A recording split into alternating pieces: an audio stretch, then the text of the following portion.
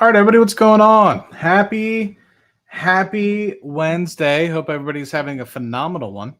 Let me just double check that I have everything set up. I have speakers set to my computer. That's not bueno. I need to get it set up for me headphones. Unfortunately, I know Tanner is also live right now. I don't want to compete, but at the same time, Steve said he wanted to do a stream, and so I have no other time than now to do something. So, unfortunately, it's just the way it is when there's only so many hours in the day, and you can only stream at certain times of the day. So, it is what it is. So, hopefully, it is what it is, and people can catch it on the replay if they're not able to watch it. And of course, as always, appreciate everybody stopping by and watching when they have an opportunity. And plus, Tanner already went live today. So it's my turn, Tanner. It's my turn. Just kidding. Just updating the ticker in the background. Hopefully you guys enjoy that. It's one of the things that I like most about my channel, to just get a good update about what's going on specific tickers that I like in the portfolio. And that reminds me, I need to add TLT. Mr. Patel wanted me to add TLT to this, so I'll be sure to do that. Oh, and they lengthened the amount of total stocks I can put in here, or total text I can put in here, rather. It used to only be like 250 characters. Now it's 1,000. So that's good. So if anybody has particular companies they want me to add while I'm updating it, let me know.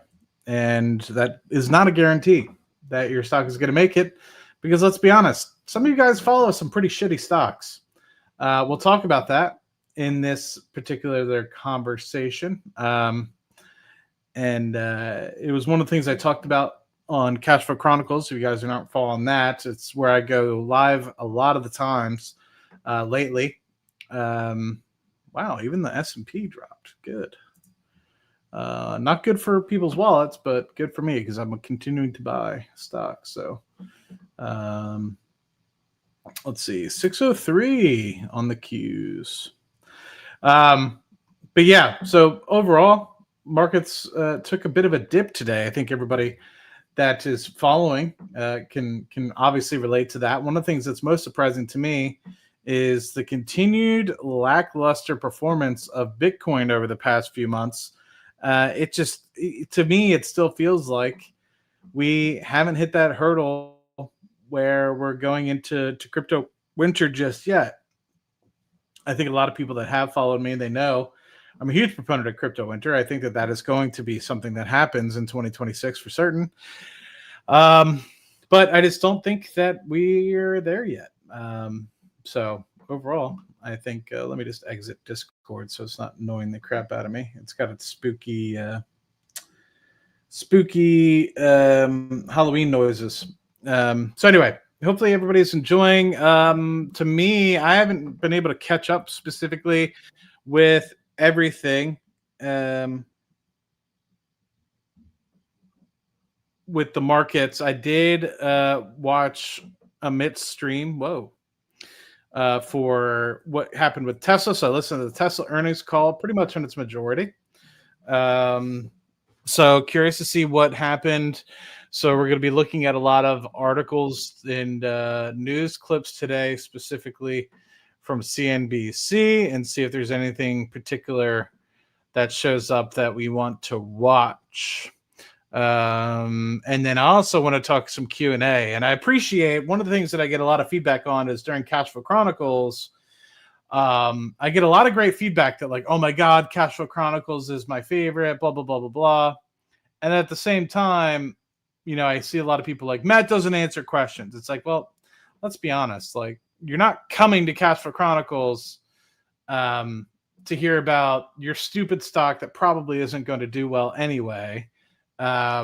You're mostly going to be coming on to Cashflow Chronicles to learn something new about macroeconomics, about how to learn how to invest in stocks or look at and how to do due diligence on stocks. And so, no offense, but I see a lot of people always asking about ticker symbols that I personally would not touch with a 10-foot pole, or a lot of times the questions that you ask aren't the right ones to ask in the first place. And so, I'll try to rope some of those things into the answer, but even still, sometimes people get upset when they're like, Matt's not answering questions from the chat. And it's like, dude, like, we specifically in this particular episode, or like Rocket Lab Weekly, for example, it'll be like a Rocket Lab Weekly episode, and they're like, talk about what's like the most Rocket Lab stock? AT&T. What do you think about AT&T, Matt? And I'm like, dude, like, read the room, literally. So I appreciate that everyone wants to hear my thoughts on a lot of different things, and I'm excited to interact with you guys, and it always makes me ecstatic, the fact that I even have a following. But I think a lot of times you need to recognize that not everything is an important question. A lot of times your stuff can be answered on Google. Now, it's not to say I'm not going to answer your questions, but I think a lot of times people need to read the room a good bit. So tonight, of course, we'll have a section for that. But yeah, like, people wanted us to talk about like nuclear companies that are imploding last night. What were some other, like, some random cryptocurrency I never heard about. So it's like, I appreciate you want your questions answered, but a lot of times it doesn't pertain to the broader audience. And so think about it. Sometimes, like, please continue to ask questions. I'm not saying don't ask questions, but just take it with a grain of salt to an extent. Like, sometimes maybe it's better to DM some of these things sometimes, because especially if you're putting yourself out publicly that you're investing in horrible penny stock number one, maybe you don't want to publicize that in front of, say, 50 to, sometimes with Cash Flow Chronicles, 4,000 or 5,000 people that end up watching an episode. So anyway, let's see, what is there particularly. Actually, one of the things I wanted to highlight yesterday that we didn't get to was Netflix. So I think Netflix yesterday went and did their earnings. So I actually wanted to pull up their segment, and this looks like a good segment to kind of start off on. So let's look at this, because it seems like people are questioning whether or not they're going to be able to continue to grow at the pace at which they have been. All right. How big of a deal is this profit miss? The company blaming some issues in Brazil, but overall, we're talking about a company that during the quarter had its most watched film of all time with K-pop Demon Hunters, its most watched boxing event of all time. How concerning is it, this profit miss? Yeah, I mean, it's obviously a big source of concern for the story. Stock's pretty much been dead money. Now I think even with today's move, it's flat since early May.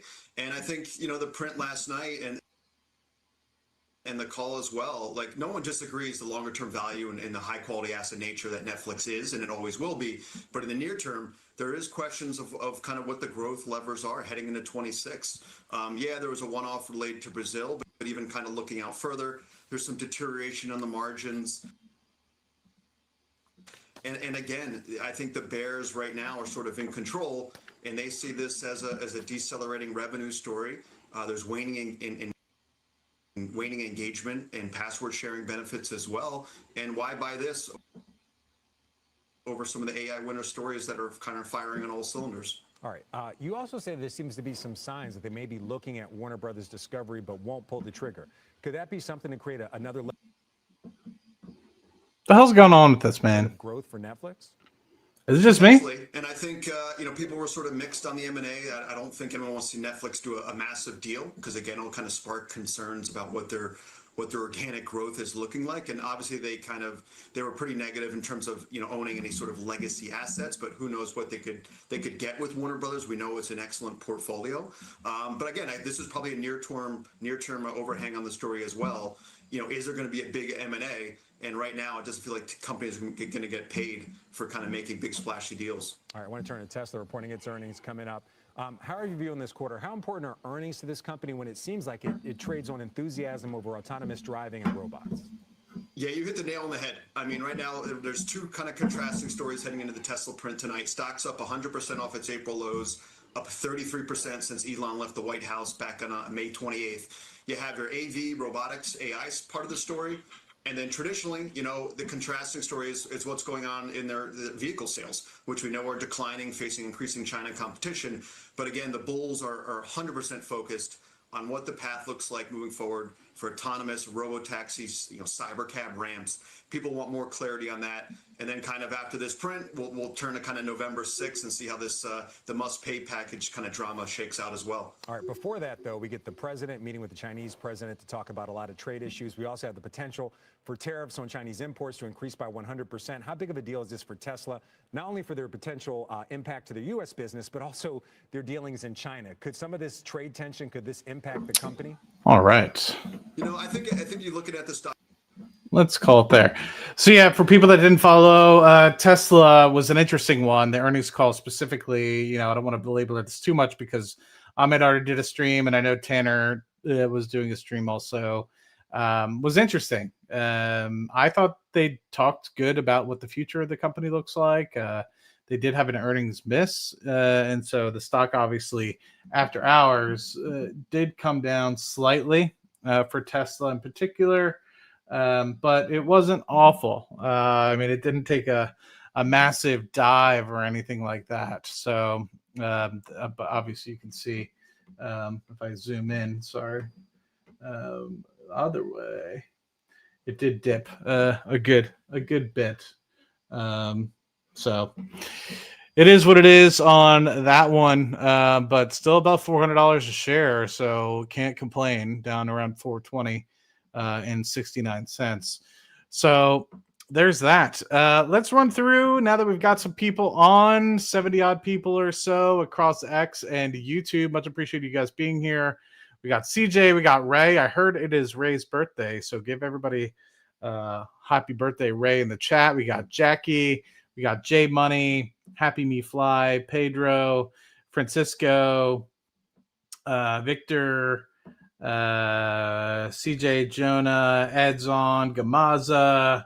We got Paul, Juan, Commander Shepard, John, Matt Logan, Ironic Immigrant, Sponge Rob, Mitch Match, Connor Tatum, Juan again. We got a couple people. So I appreciate everybody being in here. No ladies yet. No ladies. They're probably over at Hot Tanners. That's fine. Recognize that people need to be selective who they watch, and Tanner does a good job. So let's go through. Some people already had some questions. More than happy to kind of go with the flow. We don't have to continue to watch all these different CNBC streams. So it'll be curious to hear what people are thinking about. I'm not a BM&R investor, but wish everybody the best in that. Wasn't Talon or Fermi the nuclear one that you wanted me to look into from Houston? I wasn't all too impressed with, if I remember. Let me see. Talon. I think I gave you feedback on what I thought about that. Let me see. Yeah, I think the feedback I provided on Talon was has been doing well. I think it was Talon. Has been doing well, but a lot of their infrastructure and nuclear company or nuclear stocks, this isn't like an SMR play, but their nuclear facilities are already like 20 plus years old. And so, how much longer do they have in terms of being, some of those facilities, depending on how well they're taken care of, can last beyond 35 years. But yeah, so that's just kind of where I'm at. And so it also looked like to me that their revenue growth wasn't as phenomenal. And so if I remember correctly, it's already trading pretty richly. So it just didn't make sense to me, the valuation for that Talon Energy one. Of course, wish everybody the best on every stock. Don't want anybody to do poorly, but at the same time, to me, that one just seemed a little bit too rich, right? You go into these companies sometimes, it's like, we have the SMRs. So the SMRs, it's like, well, what could the potential be with some of these? And then you have some of these other ones. It's like, oh, I have this great utility company, and it's growing at 5% a year. And it's like, okay, cool.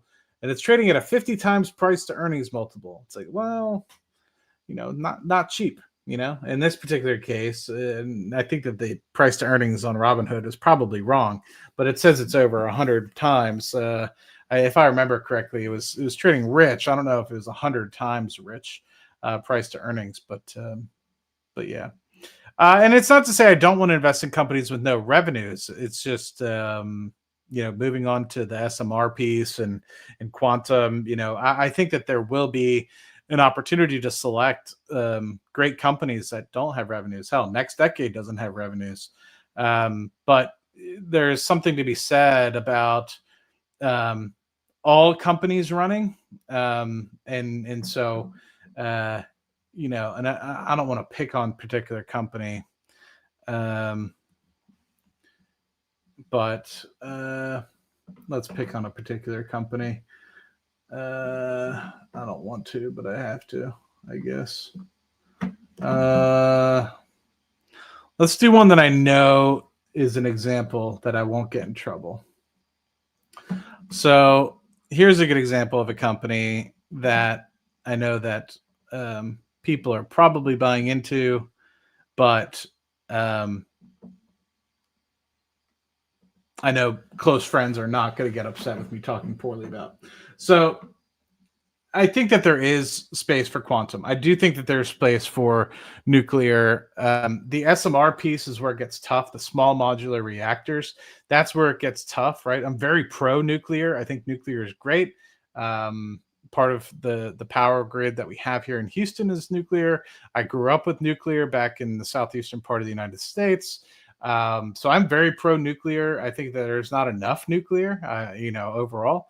But what everyone is kind of hyped up about are these small modular reactors, right? Will every data center be able to have their own SMR, small modular reactor, where they can have this small little, 200 megawatt sort of power plant, or 50 megawatt power plant, instead of these multi-gigawatt sort of power plants that are currently in usage today, and they take up a lot less space. They don't need the large liquid towers or cooling towers to an extent. They can be organized where, say, the cooling can be done with groundwater instead of through pools or something of the like. So there's a lot to be said about SMRs, and those are things that have been talked about for 30 odd plus years, and it just have yet to really come to fruition. So, but something like Rigetti, I don't want to say it's snake oil to an extent, but you have these sort of companies that barely produce any revenue, have then spiked up. And it was just last week when these things were really topping out on Cash Flow Chronicles, I said, you know what, like, this is great. I'm glad that people are making money. They were up hundreds of percent. You're able to throw a dartboard blindly at a wall and be able to hit a bullseye. That's awesome. But as always, with some of these things, when you're in a new industry and they run, there will eventually be a winner or multiple winners, but not the entire sector, that ends up being successful. And you just have to recognize and keep like churning through and keep working at it and finding out which one is which. And when the push comes to shove, you need to either really understand who it is and shuffle your money into it, and or take your profits when you get them and just wait for the pullback to eventually consolidate into that position. And this week we're obviously starting to see the breaks of that.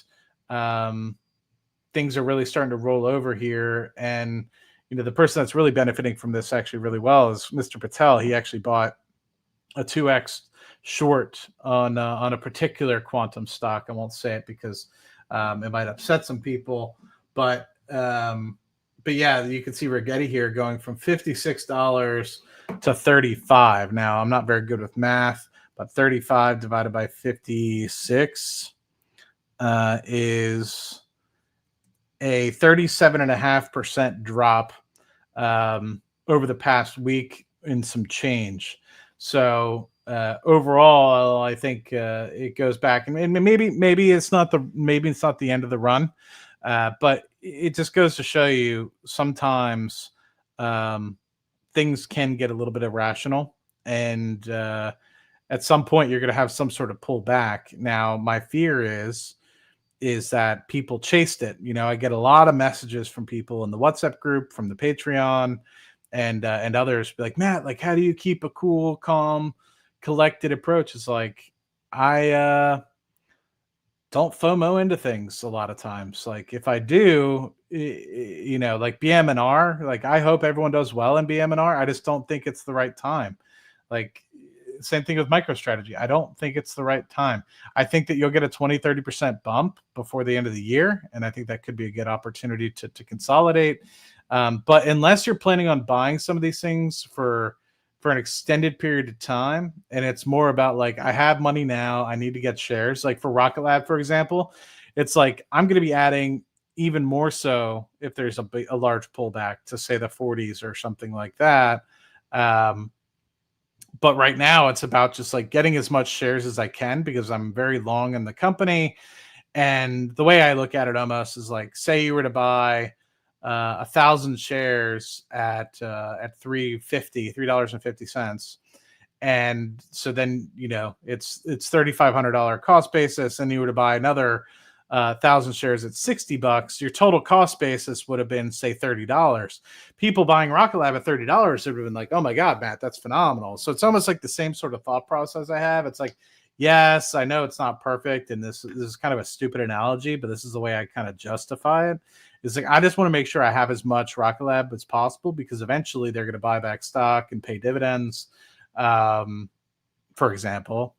And so you'll want to have as many shares as possible.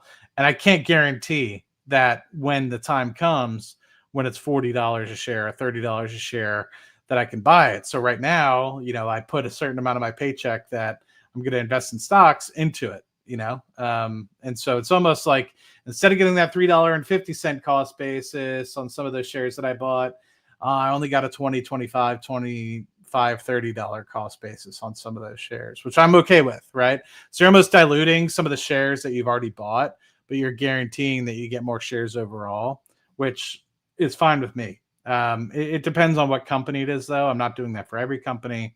So there's that. What I will say is unfortunately, after much, I did decide to sell something today. I had a small position in SoFi, and I've sold SoFi. And it's not to say I'm bearish SoFi, right? So like, people think like, oh, Matt sold. I have very few positions these days. Like, I don't think you guys understand. Like, I very much keep it below 10 total positions that I have in the portfolio, or as much below 10 as I can these days, just because, I've been in the stage where I was FOMOing into every company that I could. Oh, the oil industry, let me buy every company that I think is cool, right? Like, it just doesn't make sense to me anymore. I'm in it to make money. And so, unless it's following some sort of reason, I'm all about it. SoFi is great. I'm very bullish on the company, but unfortunately, just for right now, it goes back to like, how many positions are too many, and it was dwindling. And am I confident the company's going to do well? I'm very confident it's going to do well. But in the same breath, Steve Fiorillo and I have just been talking, and same thing with a lot of people. It's just like, Amazon is inevitable, right? And I hate to say it because I feel like we've been laboring this for the past couple weeks now, but it's like Amazon, it is inevitable, right? SoFi is going to do well, but if you think about it, SoFi right now is a what, $32 billion company. It'll eventually be $100 billion company. I agree, but like, and the same thing with Nubank, right? Like Nubank also going to be a phenomenal company. Nubank's already like a $60 billion company. So it's like, well, shit, at what point do you say, hey, and you could say, well, Amazon's a $2 trillion company. Like, what are you talking about? But to me, it's like you have an obvious winner, which is Amazon in the e-commerce space. Nubank is great. SoFi is great. But right now, it just seems like they're not the optimal winner in their space. And so while I think they'll continue to get market share, is it's like, you know what? Like if I'm going to own a stock, I want to consolidate into Amazon. And I really have just been thinking about it. And the more I think about it, the more I'm just like, God fucking damn it. Sorry to curse, but I just want to get to that 1,000 share position. So like people may have been following for some time now. And if you have, I really appreciate you.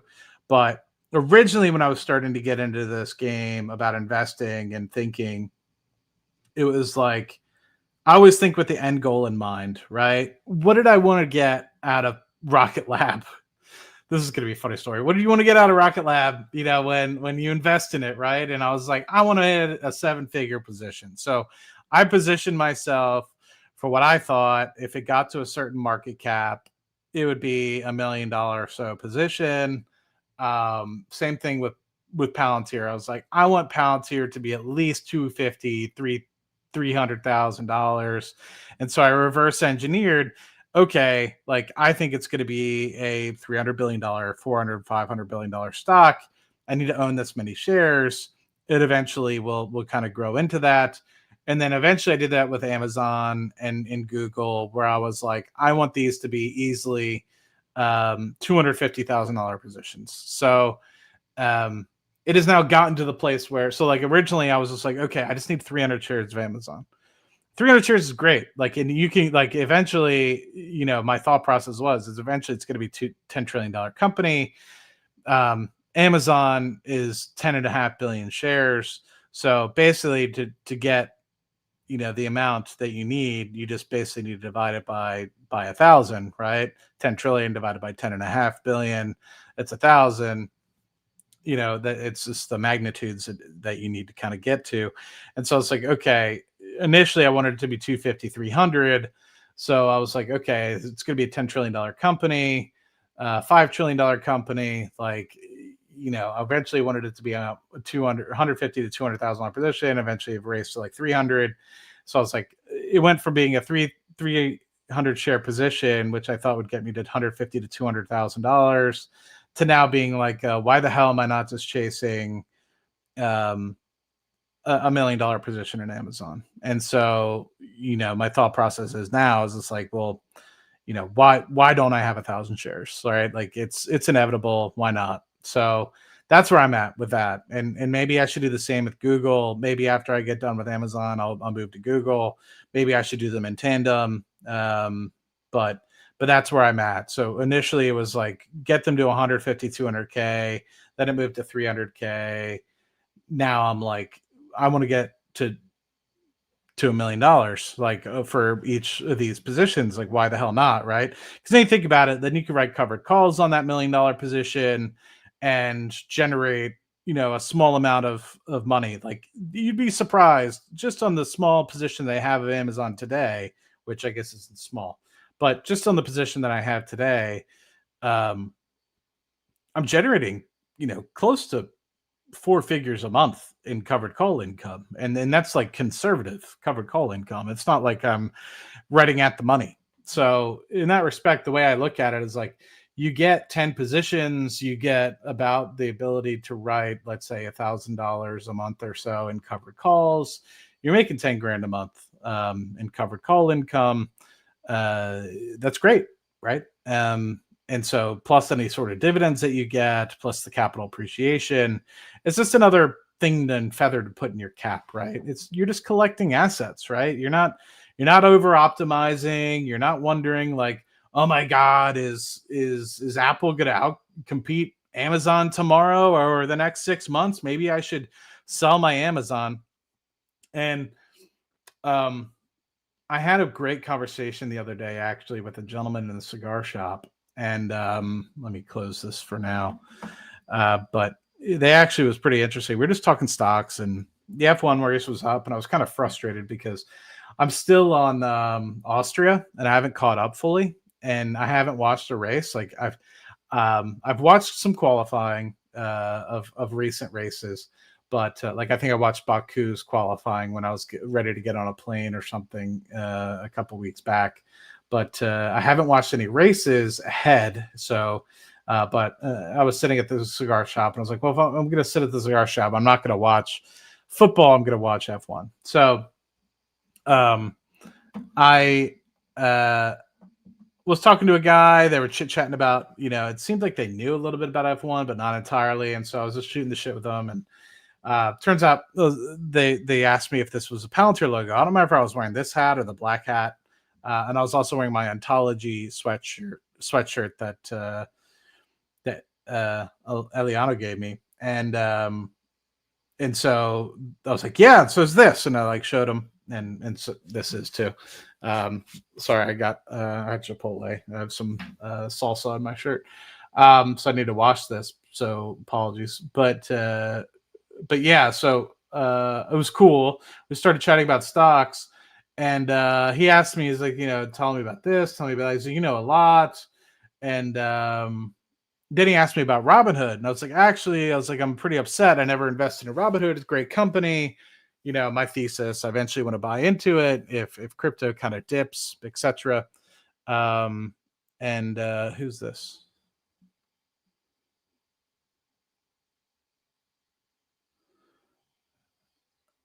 Sorry, somebody about Airbnb. So yeah, we started talking, and I was just like, oh, like my buddy, he does a marketing open, market close every day on YouTube, and he's pretty big on X, etc. And so he actually, he was like, who's your buddy? And I was like, Amit, which I would consider myself buddies with Amit. I don't know if you'd say that. He's big league these days. No, I'm just kidding. But he's like, holy shit, I follow Amit on X. I didn't realize he did market opens and close. It's like, my guy, you got to come for the market open and close. Like, so hopefully, YouTube, let's get on it, my guy. And obviously Amit has a huge following on X, 280,000, I think at this point. So big shout out to him. And I was like, yeah, and I also do, some talks with, my other buddy about XYZ. And then we were talking about other stocks. And then somehow Chris Patel came up, and he's like, I follow that guy too. I was like, dude, why the fuck aren't you following me? No, I'm just kidding. But we were just shooting the shit, and he told me, he's like, I've done a little bit more in terms of swing trading. And it just goes to show you, like, you think you're smarter than you are, right? And so he's like, I sold at 180 for Palantir. And I was like, well, first and foremost, you're an idiot. No, I'm just kidding. But he was like, I sold at 180. And I was like, interesting. I was like, so what's your thought process? And he was like, I'm gonna buy back at 150. And I was like, interesting. And I didn't say anything to him, like, you're gonna lose money or anything like that. And I was like, but I worded it like this. It's like, I think it's pretty interesting. I think a lot of people out there, they try to be smarter than they are, and they sell things for short-term capital gains. And I don't think they realize that, for example, when they buy something and then they sell it, say they're up 100% or whatever, that, they're going to pay short-term capital gains unless it's in a advantaged account or anything like that. Then you could ignore this. But say it's in a brokerage account. And let's say you buy a stock at 100 and it goes to 200 and you're in a 30% tax bracket, you're going to have to basically pay, let's say $30 or so out of that in capital gains. So you sold it at 200, you're going to have to pay 30 in capital gains. because of short-term capital. Actually, sorry, yeah, not gonna have to pay 60. You're gonna have to pay only 30 because you went from 100 to 200, right? So you're not going to pay taxes on the entire thing. You just have to pay it on the gains from the cost basis, right? So $100 cost basis, you went to 200, so it's $100 gain. You have to pay 30% on the $100 gain. So in order to even start to break even, so people are like, oh, maybe I'll buy back in at $170. Okay, well, 200 minus $30, which is the amount of money that you had to pay in taxes. Keep in mind, is $170. So you think that you're getting a better cost basis, but in reality, you're just breaking even because, and I don't think people fully recognize that. So like when people are trying to be like, oh my God, like let me sell, and I think it's going to be 5% pullback or whatever, and then I'll buy back in at the 5% pullback. It's like, well, you just sold. Now you have to pay capital gains on 30% of that, and then you're just trying to buy back 5% less, right? And so in some cases it might work, right? Say you have a low cost basis, or you think you bought too early and you're actually technically already negative on the position or something like that, and you think it has further to drop and you want to get even lower, you can lock in that loss and then potentially buy back lower and then ride it on the upswing. But I don't think people fully are thinking about these things a long time. In the long term. And so I think people end up locking in. And that's not to say, you shouldn't take profits. I think depending on what company it is or whatever, you should, and it's dependent upon your situation. But yeah, there's some thoughts on that. But yeah, just wanted to have that kind of statement with respect to that. Bought a lot of VG. That one's your favorite. I like VG a lot. I bought some today as well. I think I wrote some covered calls on something. When I bought some more Amazon, I realized I didn't have covered calls on some of it. So I wrote the covered calls and I used the money to buy more VG. So there's that. You talked about the macro and market weakness among 85% earnings beats, which is crazy. I just think it's an interesting environment right now. I think people, including myself, thought we were getting closer and closer to resolution with Russia. Obviously, with the increased Russia sanctions, if you haven't seen that, Scott Bessent went up and live and talked about how they're going to increase Russian sanctions. They've now pushed that forward. And so that being said, oil prices have gone above $60 again. So good for my job. But overall, not good for short-term relationships with Russia. And I understand, right? Like, I think that with the conversations that would happen in Alaska, I think people were thinking, hey, Putin came to Alaska, Putin came to America. Like, that's a pretty big step in the right direction. And unfortunately, like, it seems like it's kind of been at a stalemate over the past a little bit. So there's that. So yeah, curious to see what happens with that. I just don't think that we're in good water associated with that, and who knows what's going to potentially come as a result of that. Thoughts? Do you have any thoughts on crypto? Yes, I can talk on this. I've talked about it in other podcasts, but I don't think I've done it particularly on my own. So I'm a firm believer that there will be crypto winter. And now, so I think because I say that, I do that because I think a lot of people are FOMOing into crypto because of the gains that they think are going to happen. And a lot of people don't think that crypto winter is real anymore because of the institutional buy-in. I hear that perspective. I just think that there's cyclicality associated with crypto, just associated with how much power goes into it with Bitcoin. And that has a cyclicality built into it that I don't think you can escape, at least for right now. So overall, I don't think that we're out of the woods yet in terms of a peak. I still believe that we'll have a peak. Hey, 150 people. Thank you guys so much. Especially with Tanner being on. Really appreciate you guys being here. That means the world to me. I still think that we're going to have a peak towards the end of the year. So I'm with the Humbly in terms of there's going to be a bullish run towards the end of the year and maybe even to the first part of 1Q 2026. But I believe in the second half, we'll have already entered a crypto winter, second half of 26. I mean, I did think that we would be on a trajectory to be out of crypto winter, or sorry, into crypto winter by the second half of 2025, but I think we've been delayed a little bit. And it's not because, I just don't think we've hit that large spike up that we're used to. And so I don't expect us to go up like 4x or anything like that from 69,000, which was kind of the previous high that we had in the 2020, 2021 timeframe. So I don't really expect that. I anticipate that we'll only kind of go up a 2x comparatively. So 2.5x comparatively, I mean. So I'm kind of expecting a 150 to 200-ish area. But I think that'll be a quick blow off, maybe last a month or so, where you have some oscillations toward a peak, whether or not you try to push and test going above 150 or something like that. And eventually you'll kind of hit that peak and fizzle out a little bit. But to me, I think that is my plan of attack for specifically crypto. I'm buying every week. So every week, I mean, every other week when I get a paycheck. So every time I get a paycheck, including some of my private real estate investment trusts. I have a private real estate investment trust that I invest in, and they pay me.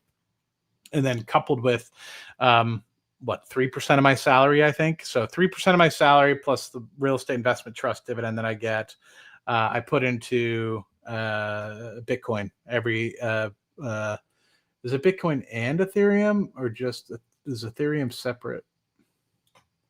I think I just, one moment, please. One moment, please. So I'm buying. Holy shit. Yeah, I buy a lot. Yeah, okay. So I'm buying at least 3% Bitcoin, and then I'm also buying some Ethereum on top of that. I just wasn't sure if I now I haven't been buying Ethereum a lot, but now I don't know why I decided to start buying more Ethereum. I like it long term as well. I just have put all my eggs in the Bitcoin basket, but I think with smart contracts and being able to layer on top of Ethereum, I've always liked Ethereum. And for a while, I was just stacking Ethereum Classic just for, I don't know why, to be honest. In retrospect, that was dumb. I should have just been buying Ethereum the whole time. But what was I going to say? I wasn't sure that when I started buying Ethereum again, if I took the amount that I'm buying Ethereum, which is less than Bitcoin, but the amount that I'm buying Ethereum that I removed from my Bitcoin position. But no, I just increased the overall amount. So yeah, it ends up being more than 3% of my take home every month on a gross basis, right? I'm not talking about net. So yeah, that's the way I look at it. And I'm taking a long-term approach associated with it. I know for a fact it's going to go down, and maybe I've thought about if it does spike up to trim a good bit. But at the same time, do I want to pay the capital gains on that? And the answer is I just don't know if I want to sell. Like, I think the way I'm looking at it now is almost like for a lot of my positions, unless I actually want to consolidate or move it to something else, selling it and like using it for cash to use and pay for things just doesn't make sense anymore, because Robinhood pays 5.5% margins. So it's like, why ever go to a bank anymore? Like for mortgages or for personal loans or anything like that. If I need like 10 grand for a personal loan, I can just borrow it from my Robinhood, and it's cheaper, and I don't have to go through the scrutiny of a bank. So I've just kind of come to that point. So some of my larger positions I actually might move to Robinhood, and plus they'll give me a couple percent to do so. So I've thought about moving my SPY, Palantir, etc., but that's a different story for a different day. But that's kind of my thoughts on crypto, and I hope to continue to acquire. And there's some other companies like Robinhood, Coinbase, a few others that I'll withhold, that I'm looking at potentially buying in the second half of 26, early 2027, when we're in the midst of what I anticipate will be a crypto winter. And I think that people will be panic selling at that point. And if that's the case, I'd be gladly picking up a Robinhood at a couple percentage discount, and then hopefully with Coinbase as well, and then some private crypto companies. I think that have done well but haven't gone public yet, and I would love to get involved in them because I feel like a lot of private investors during the midst of a crypto winter would want to sell out, and I'd be a glad buyer. And I think that it'll be good to hold on to. And I think that at that point, if there's another bull market, they might actually go public, and that might be the best time to potentially offload, particularly on that. Miss Michelle, hopefully you're being nice to Mr. Ray on his birthday. Baruski, not sure what you mean by you're scared. Hopefully you just mean that mean it by a joke. Ladies, too busy being at your crib, no time for YouTube. Now, far from any women in here. What about CEG? Is that Constellation Energy? Yeah. I don't hate it. I'm not against energy companies. And congrats to everybody that's done well. I like NextEra. Obviously, NextEra is not as sexy as like a Constellation, but NextEra does a pretty good job. And so every time that they've had a decent pullback, I buy into NextEra. Granted, over the past 5 years has not done too well, but if you buy during the troughs, it does a good job. Yeah, Constellation's interesting. I'm curious if they're actually growing that quickly. It seems so because their price to earnings is only 37, and they've grown to a $100 billion company. So it seems like they're doing a pretty good job.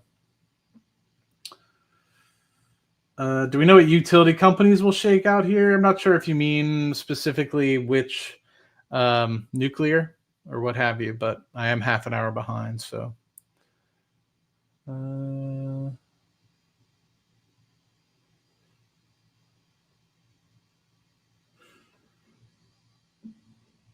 Old jet turbines used to run the fans for data centers. I'm the man. No, you're the man or woman. New to the community. Appreciate you being here, man. Yeah, TB33. I don't know if I've seen that name before. Yes, that is the company that Chris shorted. Duolingo will be interesting. Curious how it does. Congrats on the W on that one. Yes, I do believe that some air to come out of some stocks as well. Like I said last week, I think a lot of the easy money has been made. I don't think that the bull market is over. But at the same time, I do believe that some of these more speculative names have run a little bit of the course. So wouldn't be surprised if things start to top out and peak out, but I do believe we'll have a rally into the fourth quarter. And with that, I think there's still an opportunity to potentially get to 7,000 on the S&P. So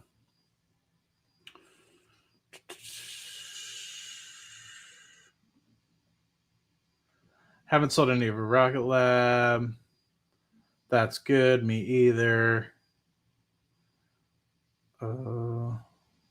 Amazon does have. Why didn't that show up? Amazon does have 10.5 billion shares outstanding. You're among the best on the platform, methodical, stoic, and logical. I appreciate that, but that's not true. I just do what's right, what I think is right for me. I could be wrong, and I have been wrong. I've steered people wrong before. I thought Wish was going to be a great investment, and unfortunately, it wasn't. So I can be wrong. I can miss things. So, like I said, don't ever blindly follow somebody, especially me. Or to be honest, if you're going to blindly follow somebody, I would say I'm probably better than most, because I see a lot of, how do I say this? There's a lot of people out there that can do well by pumping big tickers, and they know nothing, and don't want to know anything. They just want to pump, right? They just want to pump big tickers, right? And so I'm okay being down 30% or so on companies. Like I'm okay being down on VG, although I don't think I'm down on Might be down like 5 or 10%, but I think overall I'm rather flat.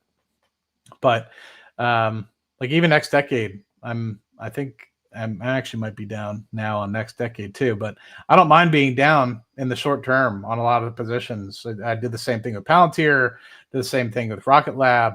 Like I don't mind going into the trenches for something that I have a true long belief in, and that just requires people to potentially have that mindset that I have, and unfortunately, not everyone does, and so when things go wrong, I encourage you to jump ship because it might be longer, right? VG was never a company to buy into for tomorrow. It was I bought in at the IPO at a $40 billion market cap. I did it because my thought was eventually it's going to hit 100 billion. It was a 2.5x, and then I knew there's going to be share buybacks. Like I wasn't buying it because I thought it was going to be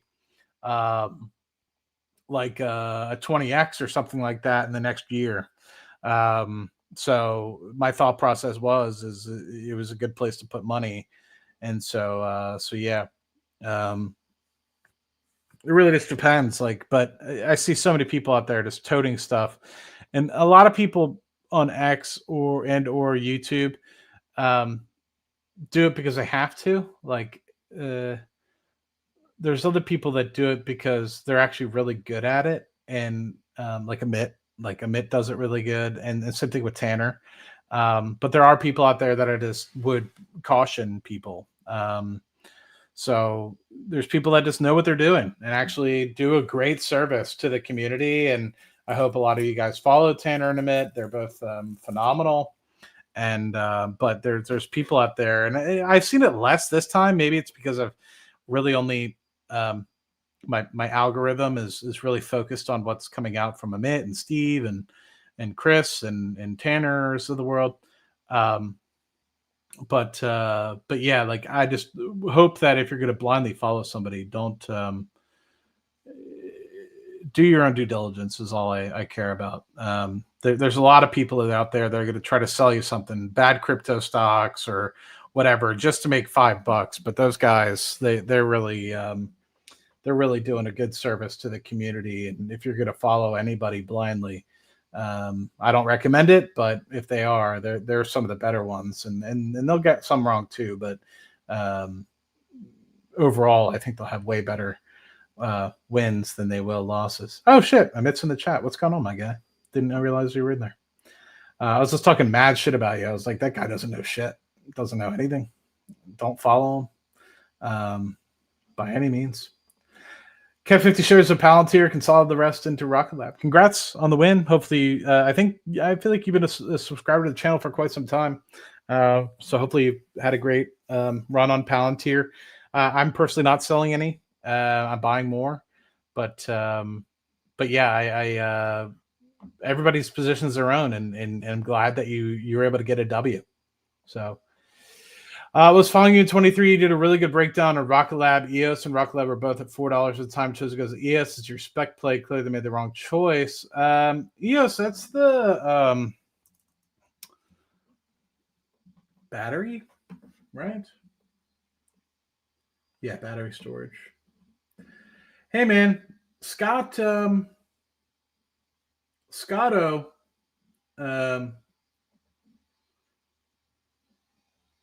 Scotto follows EOS, and he's been doing really well with it. So sometimes it just takes time, and not every stock is going to pop off at the same time. Hey, thanks, Amit. Really appreciate the $20, man.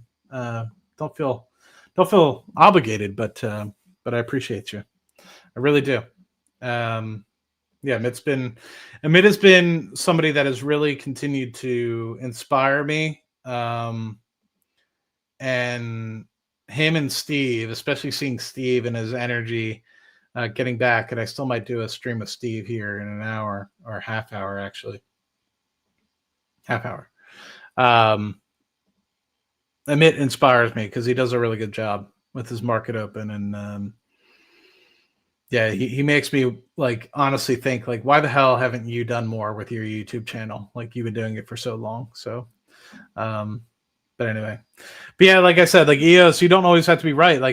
That's the thing is to me, It's about acquiring great companies, and sometimes great companies, they don't hit their maturity at the same time. And so, I don't necessarily think of it as like I need to get rich in 2024. I need to get rich in 2025. I think of it like I need to find the best company when it shows up, and that's the company, right? So it's not like somebody, for example, when we were in Miami, they were like, Matt, like, I know you're bullish on Amazon. Just write spreads on Amazon. And when it 10X's, just sell it. And then just find the next 10X, bro. And I was like, yeah, it's not that easy, man. Like you just can't you can't just like what am I gonna say? You can't just wish a 10X into existence, right? It doesn't just show up. In fact, I think that we'll probably never see some of this stuff again. Like the ability, I say that, but 2021 was very similar to some of this in some extent. But like you can't just like wish a 10X open and guarantee that it's going to occur. And so to me, it's more about finding life-changing companies like Robinhood, life-changing company, company with a great moat, great presence. Why would you ever want to sell that, right? Unless it truly hits its peak. Like if it got to $1 trillion market capitalization and you're like, it has truly hit its peak, it won't ever get any bigger.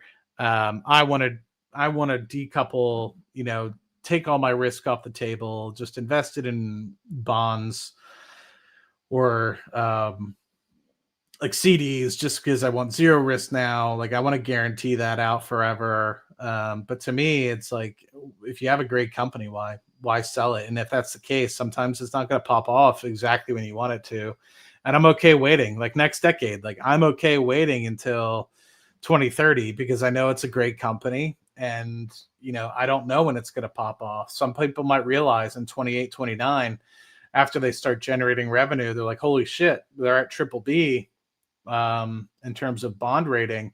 That's really good. They're going to be able to refinance all this debt and they're not actually going to go bankrupt. Holy crap. Maybe this company actually will do something great.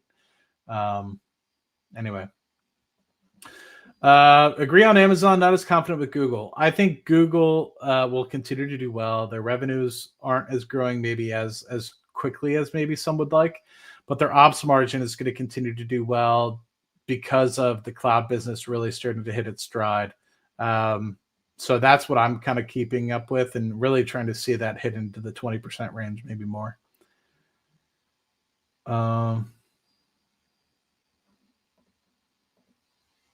I think new companies can defeat incumbents for sure, especially now, depending on what it is, right? Like I think a prime example is, and SpaceX I think is a prime example of this. Like SpaceX is the Apple of the smartphone, right? Like if you think about it in that respect, like you had NASA, who was the BlackBerry. They were the incumbent, I guess you could call it. This probably isn't a perfect analogy, but you had to realize, like, in order to innovate and get beyond, you needed to eliminate the things that actually didn't matter, right? Like, what was the innovation? Well, reusable rocketry was obviously a huge innovation that is lowering the development cost of a lot of future launches, and that allows you to continue to get satellites into space for cheaper. That lowers the entry cost. You get more customers, etc. And so, think actually that there might be an exact opposite of this. There's almost an effect that you could look at companies and say, what companies are sitting on their laurels too much, right? I look at so many companies. I'll just say that. I look at so many companies that subcontract out to a subcontractor that subcontracts out to a subcontractor, that each of them charge 15%. And next thing you know, by the time you get from what it needs to cost in order to get it done to what it actually costs, it's 2.5 times what it should be. And not only that, but then you also have the the traditional ways that things have been done forever, and no innovation, just continue to pull money out and pay dividends or buybacks, and so and now I'm a huge proponent of buybacks and dividends, right? Like, don't get me wrong, but I think that there's a point at which you can't sacrifice the company in terms of continuing to innovate and grow and make it a better company. And sometimes you just hit a market, like sometimes you just hit the ultimate TAM. Like sometimes you get the whole market share and you're done. Like, I get it. In that case, you kind of just need to strip the company of parts and just buybacks and dividends is your way.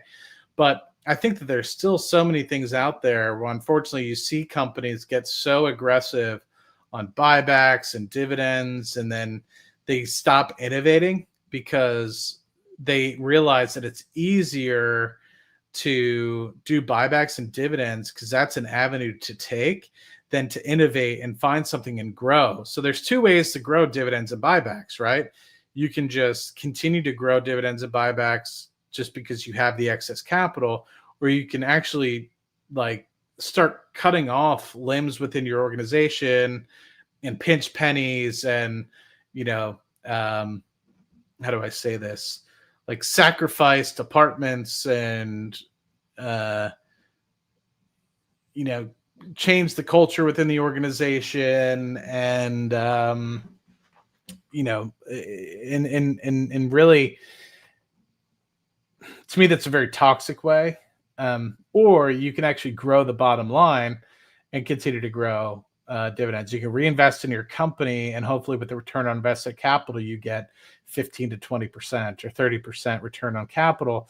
And then you could say, oh, look, magically, we're making 30% more than we were the previous year because we invested $10 billion, we're making $3 billion more. And of that, we'll increase buybacks and dividends by $1 billion per annum. Like, there's that way. Or you could say, nope, we're capping our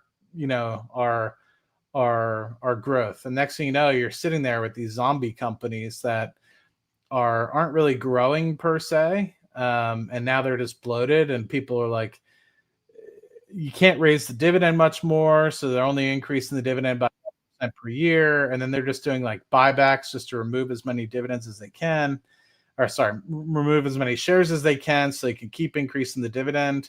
And it's like, is that really the kind of company you want to invest in? Like a company that is really focused specifically on that? Or do you want to invest in companies that are inspiring? And I guess it goes back to what's your investment thesis, and what's safe or what's less risky, or, what's your MO for investing. But I just think eventually those kind of companies, unless they re-innovate, they die. Look at IBM. Like, IBM was on a bad trajectory until they bought Red Cloud. They said, we have to acquire to survive. And without Red Cloud, they would be in a shitter right now.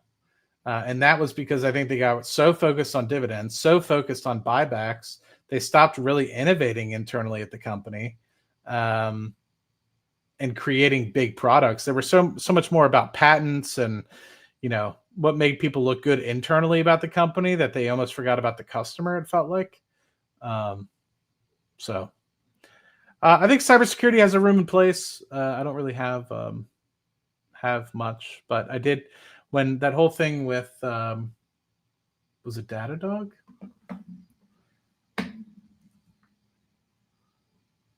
What was it? Was it Datadog? No, it wasn't Datadog. What was the one that had the breach last year? Crap. Anyway, but yeah, there was CrowdStrike. Thank you, Miss Tesla. Yeah, CrowdStrike. I wrote some puts on that, and I wanted to think about potentially buying into it, but I just never did. But made money on selling the puts, so wasn't enough though. It was only a couple grand that I made. So, but here it is. Yeah, back above. I think I wrote my puts at like 275 or something absurd. So yeah, last year was at like 400, and I wrote a 275, and for a while I was kind of shitting myself because it went to 217, but then it returned, and I was fine on that one. So Chipotle, it's what I had for a late lunch. It was great. Enjoy listening to Matt the most. His big brother, everyone wishes they had. Oh man, I was always the youngest brother, so appreciate you saying that. That's kind of cool. I was always the younger brother. But yeah, I just hope to help people up the learning curve. Like I just, I'm not here to tell you what to do. I'm here to maybe help you try to think differently. That's my MO. I don't, I'm not trying to tell you to invest in this or invest in that. You got to do what's right for you. I can't tell you what's right for you. I don't know your portfolio. I don't know everything about you. So, but yeah, that's all I can say. Let's see. You have 15,000 shares of VG. My God. Well, hopefully it pans out for us. But even still, that dividend should be pretty nice with that. Love your stuff. You're the only one calling the April bottom, as far as I know. Very grateful for what you do. Thank you so much, man. I appreciate you. I wasn't really trying to call a bottom per se. I was just trying to think that it was short term, and yeah, I appreciate you saying that, because I think a lot of people forget, and I think people are starting to think about this the same way with China. When we kind of came into the market last week. Or was it earlier this week? I'm trying to remember. No, it was last week. And they were like, "Oh my God, things are going to zero." I'm like, "Calm down, man. It's fine." For the broader market, of course. Now, select companies, of course, it's a different story. In my opinion, right? Could be wrong, but I do think the easier money's been made. I definitely think we're on the latter half of this bull cycle, not the middle or the beginning. Haven't sold any of your major holdings. Try to buy, so you usually get something of 100K into it. Let the stock grow from there.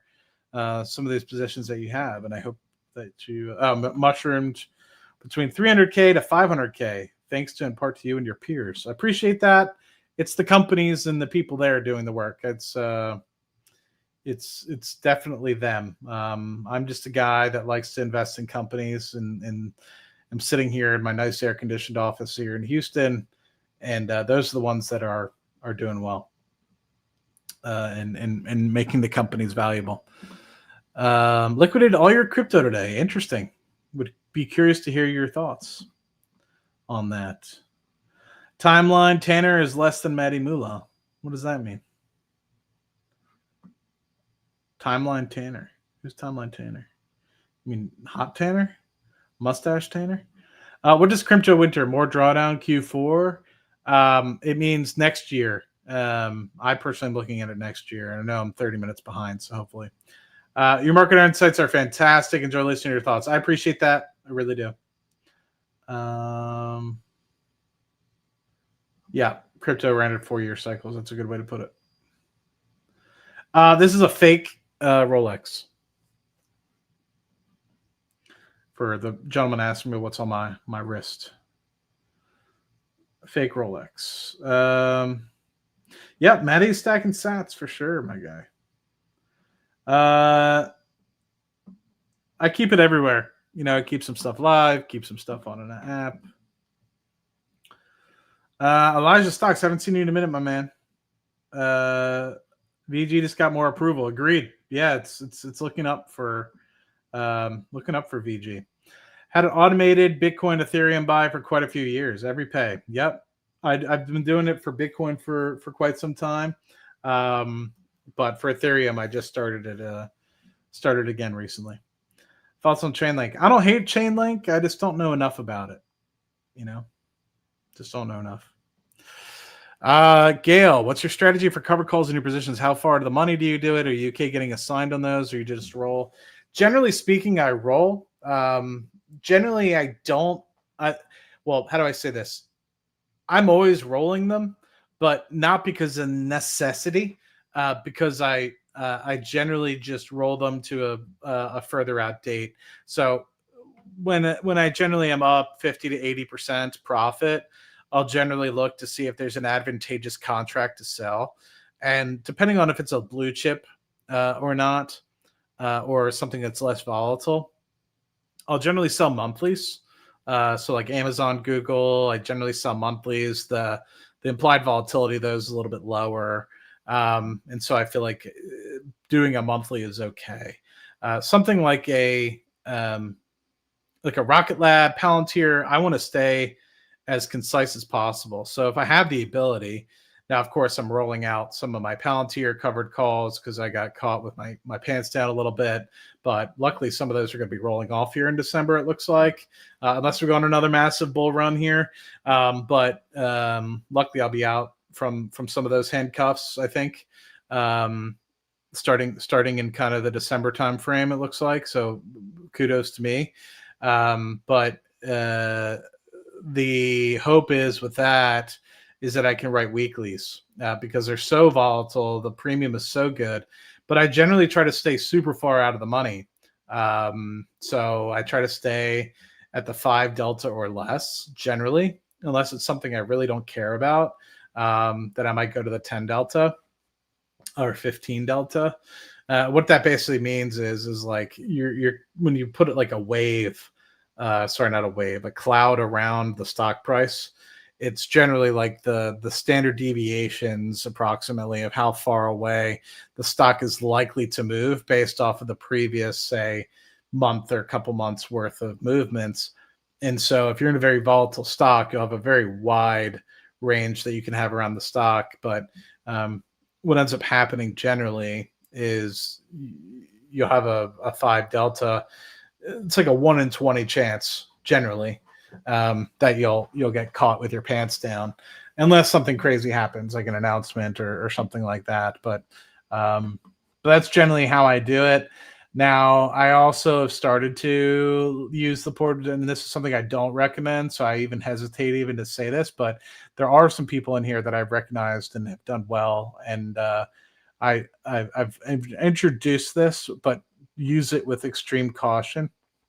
For some of you folks that are a little bit more advanced and maybe have a larger account, you could potentially get to a place where you do something that Adam does as well, which is kind of use your portfolio to write at the money or slightly even in the money puts and just almost do like an infinite return, if that makes sense. So, for example, I'm always going to be buying the S&P 500. And same thing with Rocket Lab. I'm always going to be buying Rocket Lab.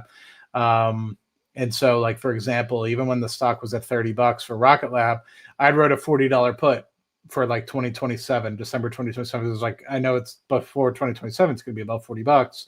So, instead of me coming out of pocket to buy more shares, I can leverage my own portfolio and basically write a put. And based because my portfolio size is X, they'd allow me to write, however many contracts. Now, of course, I try to take the face value of those in case I have to buy the whole contracts of some of these things.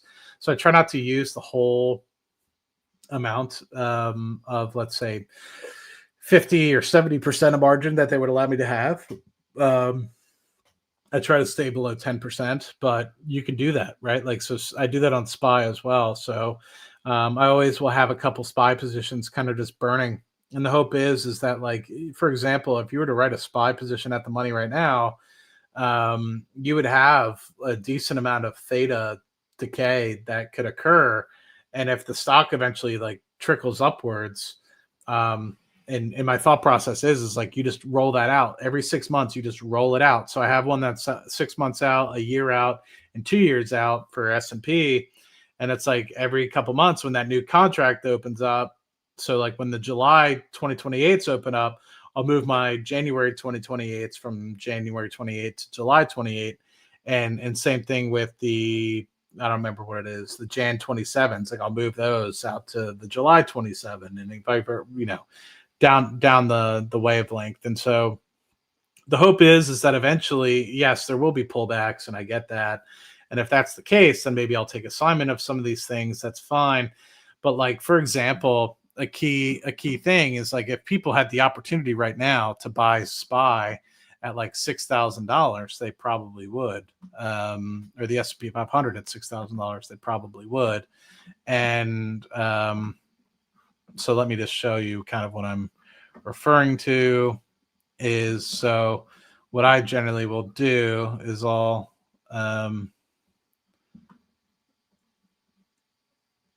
oh crap, they put a 2030 out.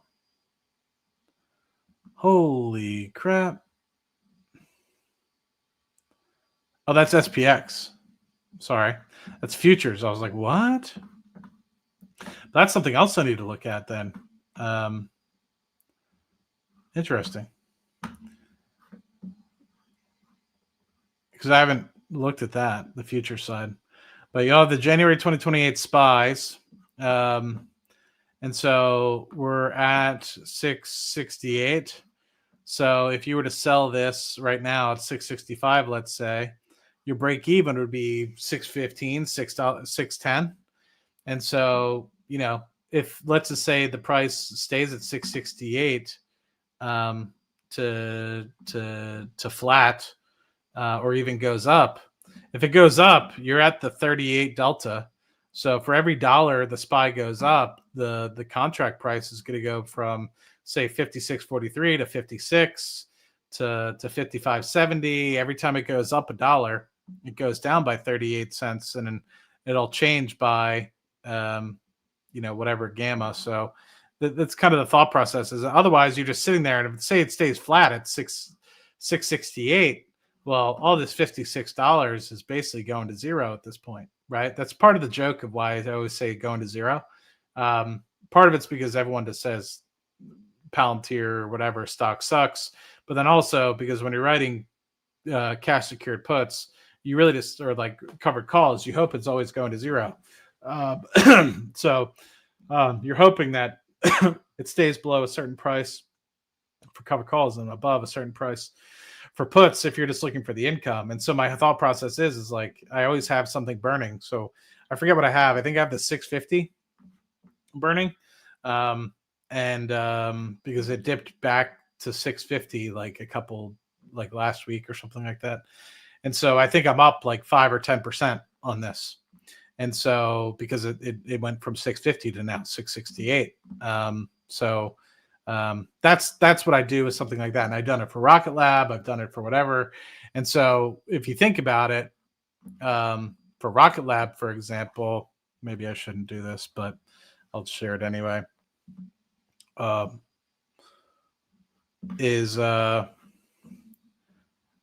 prime example is we were at like $68 yesterday.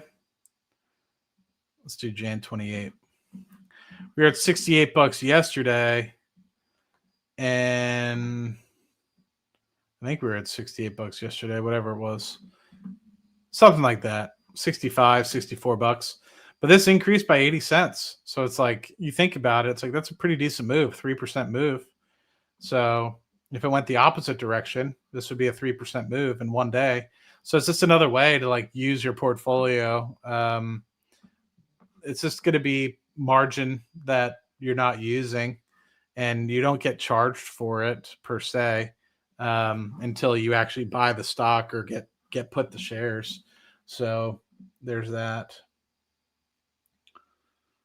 I love when people ask about ex-US exposure. It's like, what more global can you get than Amazon, Palantir? Well, maybe not Palantir. Palantir is a bad example. Amazon, Google, a lot of the Magnificent Seven. Like, how global do you want to get? Are you talking about specifically, and this is something I asked about with Mr. Patel last night, are you specifically focusing on getting out of U.S. currency? Or is it more so along the lines of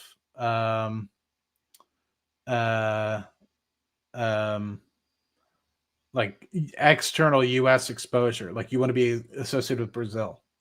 I think it's always a question that I kind of have to ask people because I don't know specifically.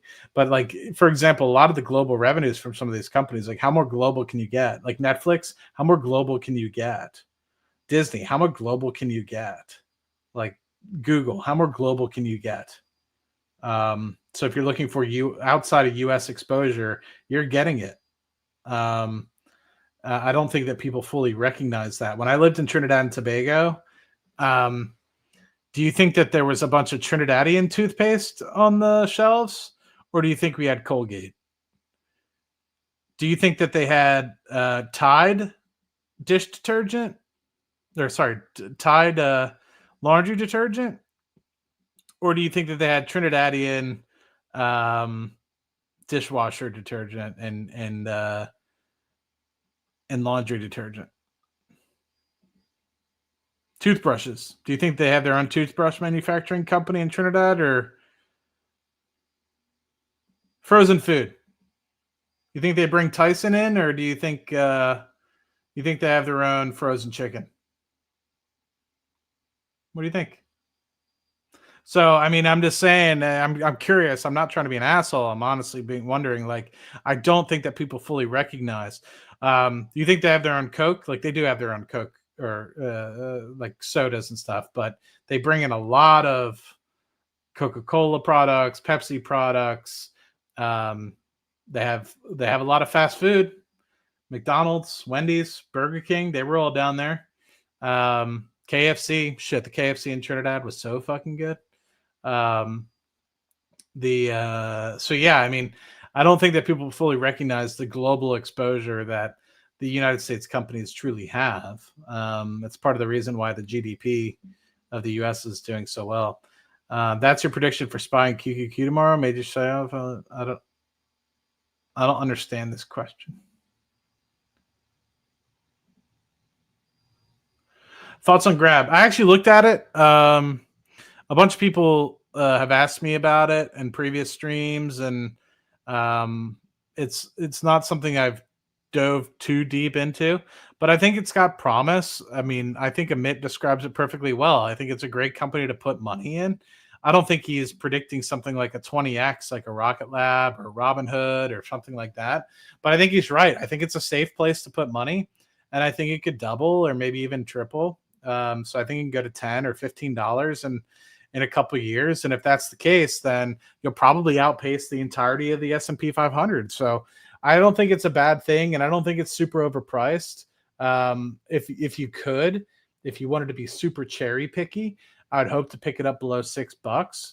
I think above $6, it's a little bit pricey, but once again, it goes back to when do you need the money? But yeah, I've looked at it. It's not horrible. And I think that I forget what margins it was, but some of their margins are just meh. But one of their margins, which they're actually growing more so of, which was like 15 or 20% margins, was doing really well. So yeah. Is Bros a buy here for you?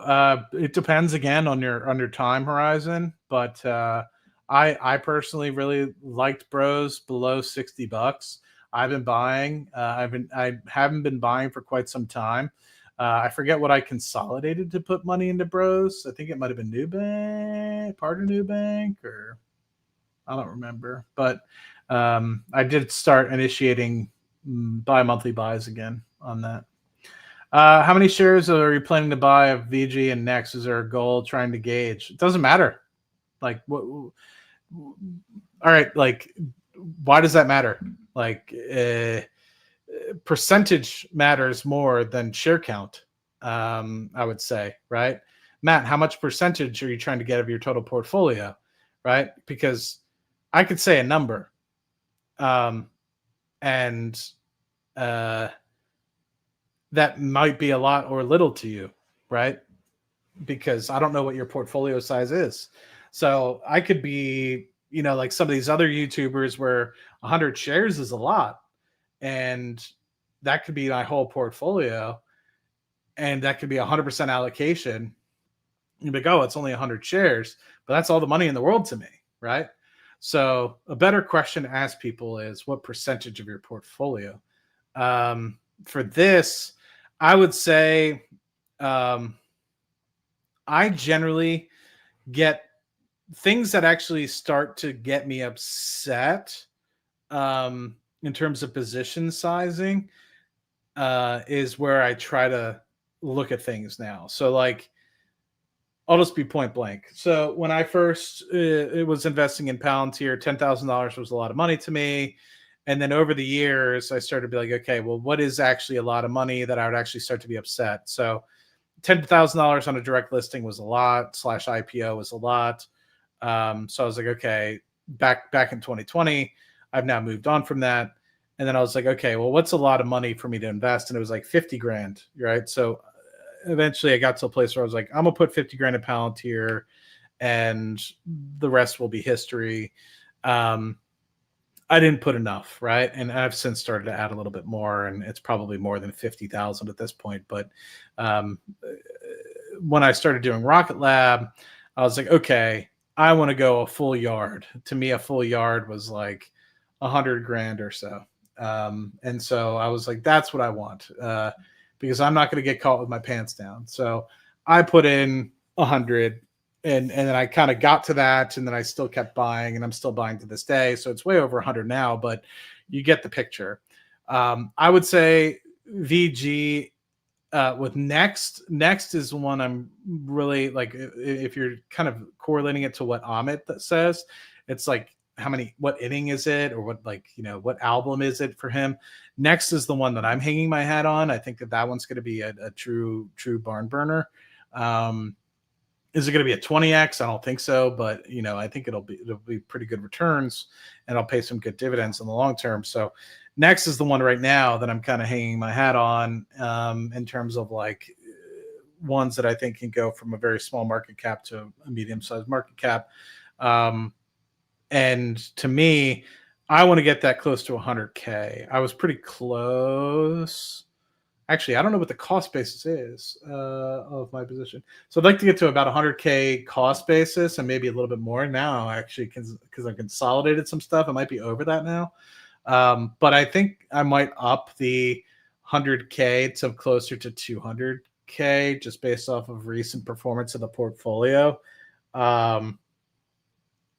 Because back when I was investing in Rocket Lab, 100K would have hurt.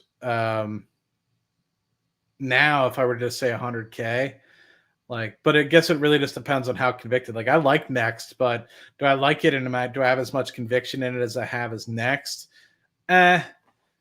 Maybe not as much. I don't think as much of a slam dunk. Like Rocket Lab to me was like an absolute slam dunk. Next is a slam dunk to an extent, but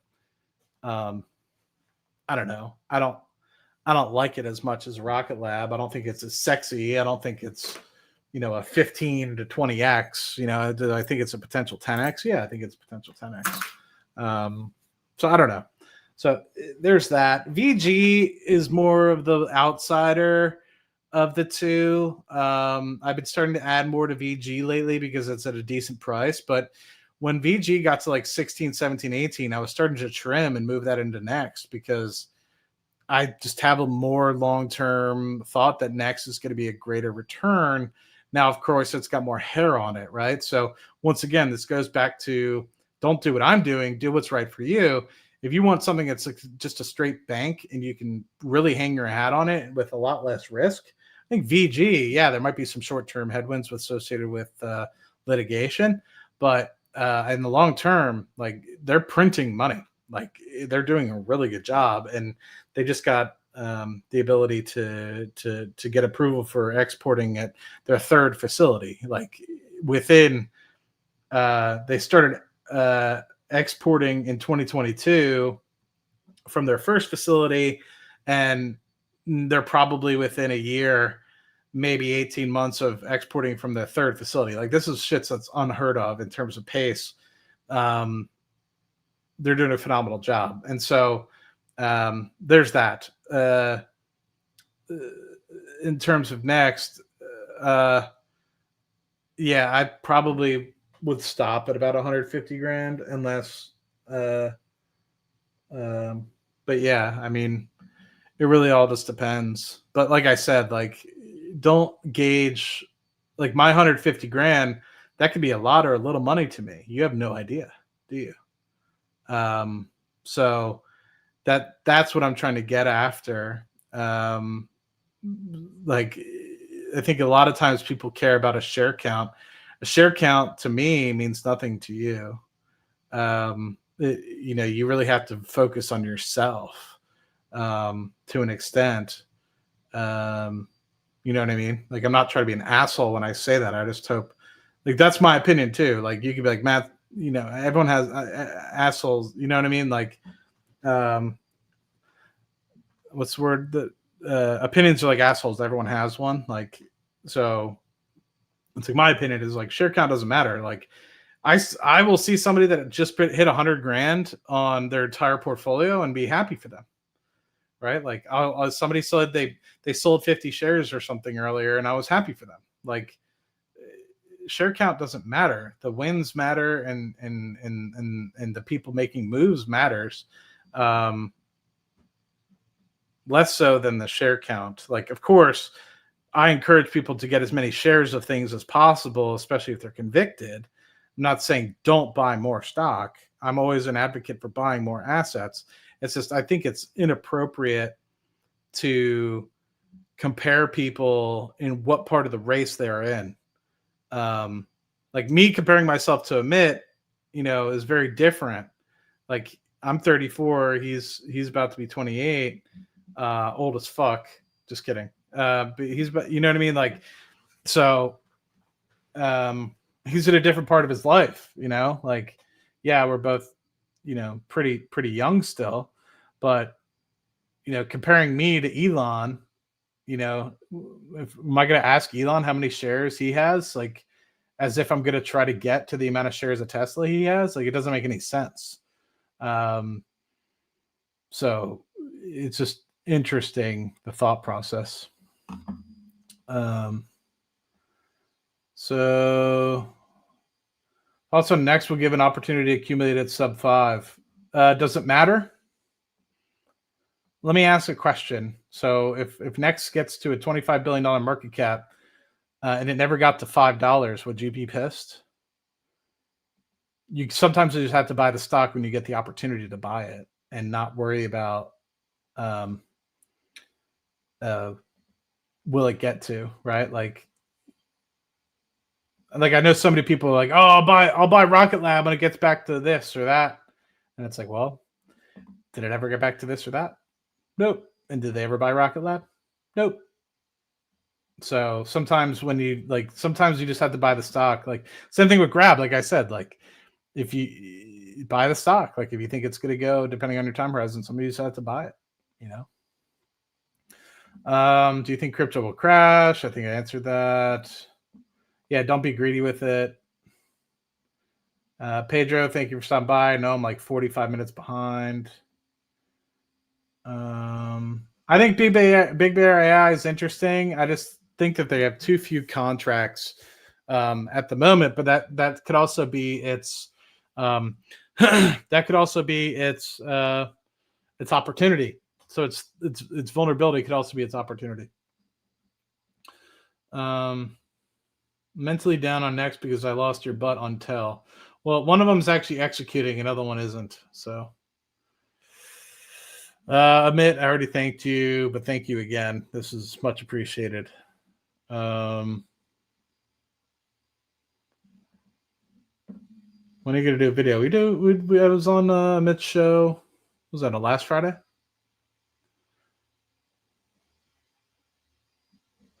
I mean, just get some of that VVV money for you now. I do need to meet him though. I'd be interested to chat with him. See, there you go. 10K shares of EOS. That's awesome. And I hate to belabor the share count thing, but it's like, if I told you how many shares I was going to buy of something anyway, you'd probably say it was fake. Like, I haven't shared my total portfolio value since like April 2022, and I don't plan on it. And it's because when I was I was writing videos of like when my portfolio was 890K or whatever, and I was like 30 years old, people was like, this is fake.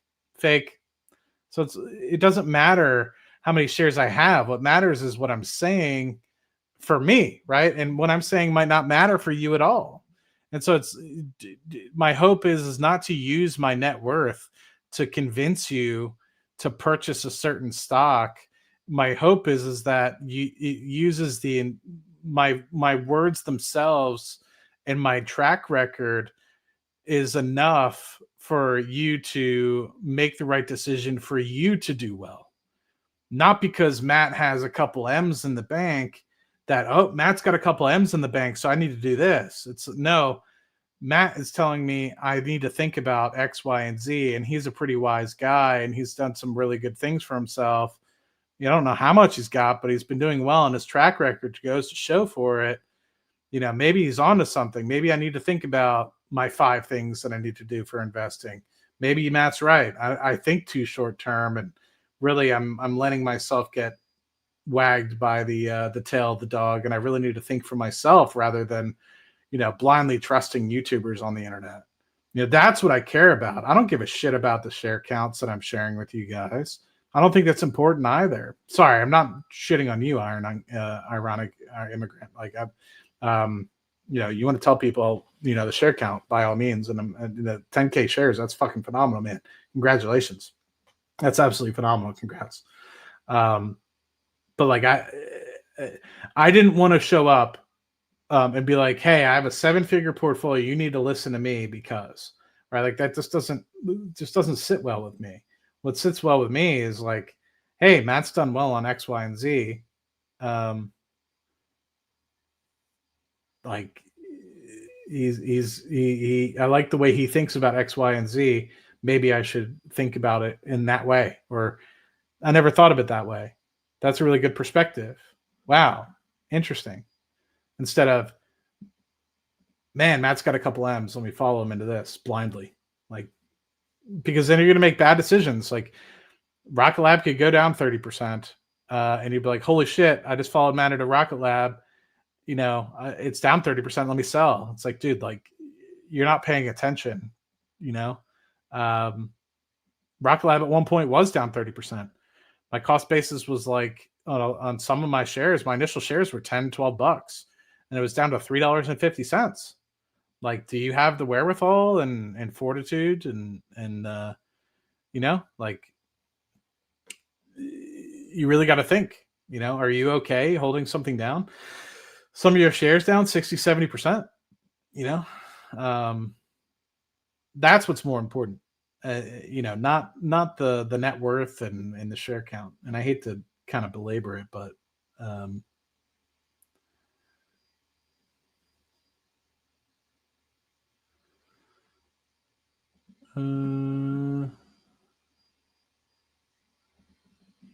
it insane that we find so many insane runs. Start investing. I thought beating the S&P was crazy. Yeah, Miss Tesla, good to see you.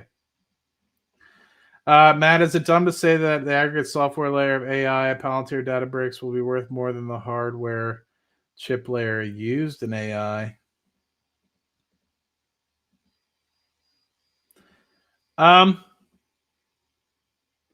I think it's worth more because if you don't have the ability to generate the right insights, then the chip is useless, right?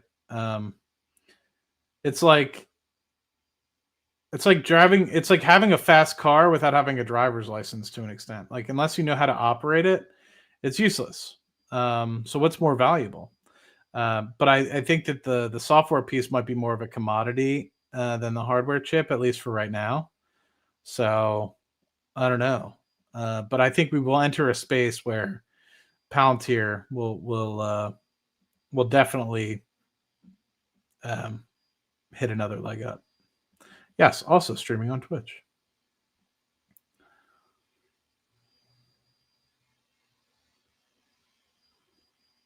Yeah, we gotta get Ray to tell us what he's sipping on.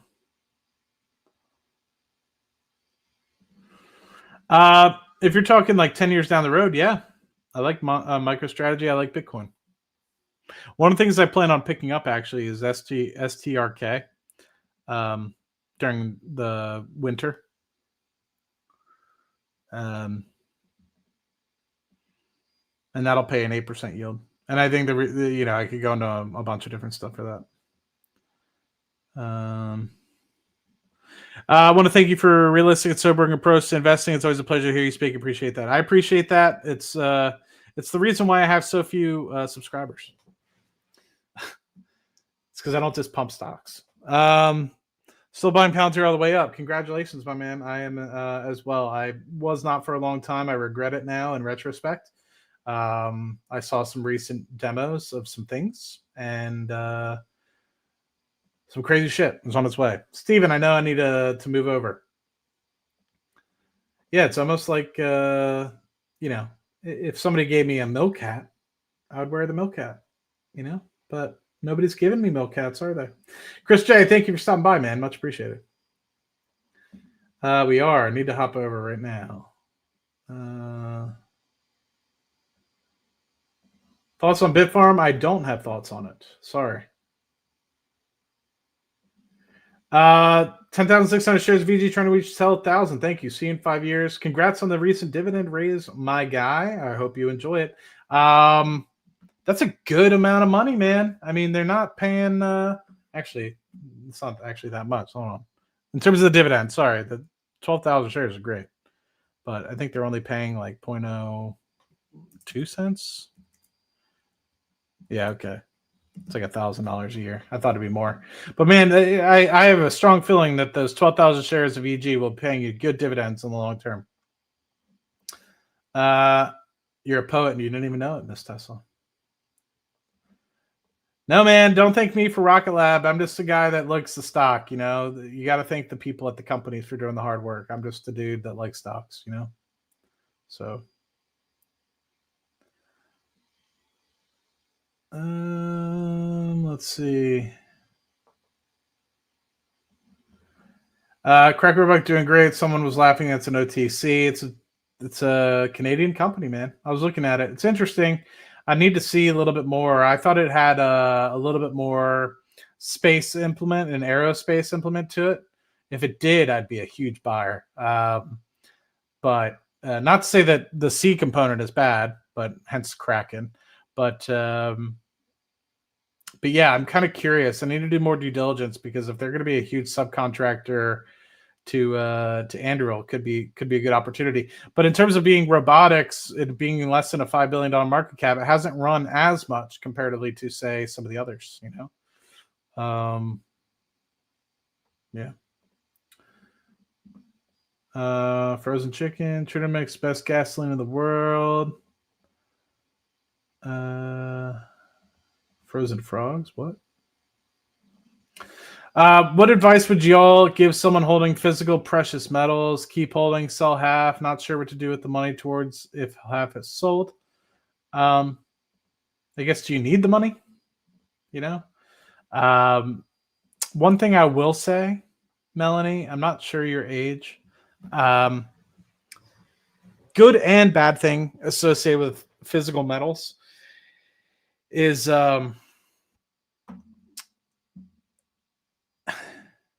you don't have to get financial institutions involved with selling it. And also, you can distribute it very easily versus like distributing stock.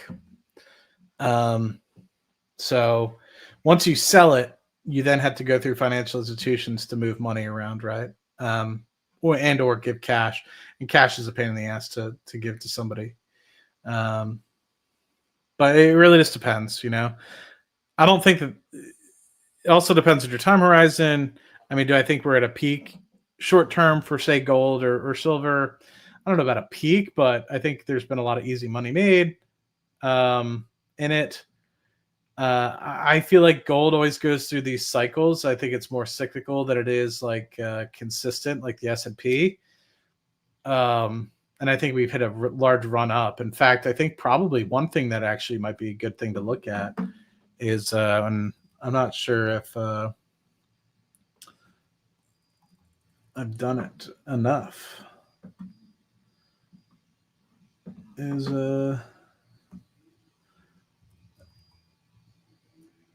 look at gold mining companies. Is it Barrick Mining?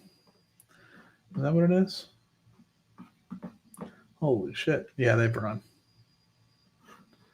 a good bit. So just like oil, Anyway, I don't want to go on this too much, but when you have this large move up in gold prices, generally your contractors in mining equipment find a way where everybody can make money. So your equipment dealers, etc., they find a spot where everyone can make money. And so if your gold prices stay at a certain level, eventually over time, your margins get squeezed. And then what ends up happening is that everything stays flat. And then eventually you have this point where things go down. Well, when things go down, unfortunately, people go bankrupt. Some people have to start selling for cheaper. Contractors start charging less for their services, etc. And that lowers the cost. And eventually margins start to get to a place where hopefully if gold stays flat, margins start to increase again until people can squeeze. Well, when you have these large moves up, obviously you've had these consistent equipment prices, contract prices, services prices. There's inflation, right? So the price of things moves up. Now the equipment cost goes up, service costs go up, etc. There's inflation with everything. So then eventually, once again, your margins get squeezed again. So it's nice to look at companies that when prices move up in a large direction, if they haven't moved yet, because they haven't reported or something like that, there might be surprise beats because they're now able to sell their underlying commodity, and the cost to be which they're able to make it is based off of what they were investing in, when it was only $2,000 or $2,500 an ounce for gold.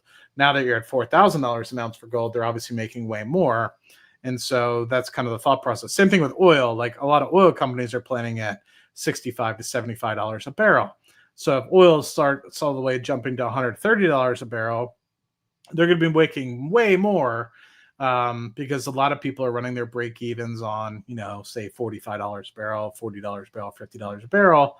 And now the price is $130 a barrel or whatever. So just some thoughts. I like GRNT. It's something I'm buying.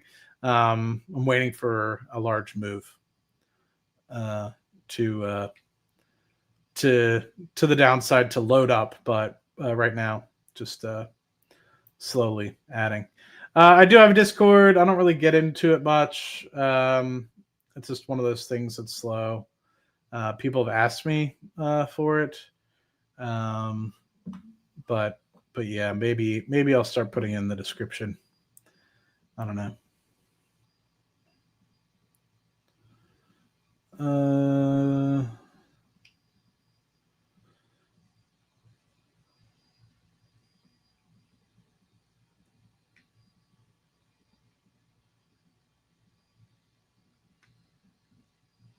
Hey, Doug, thank you. I didn't see that until just now.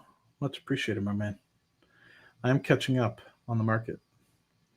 Lost a bunch of money today, sharing it back to the people who helped me along the way. Much appreciated, Doug. You're the man, the myth, the legend.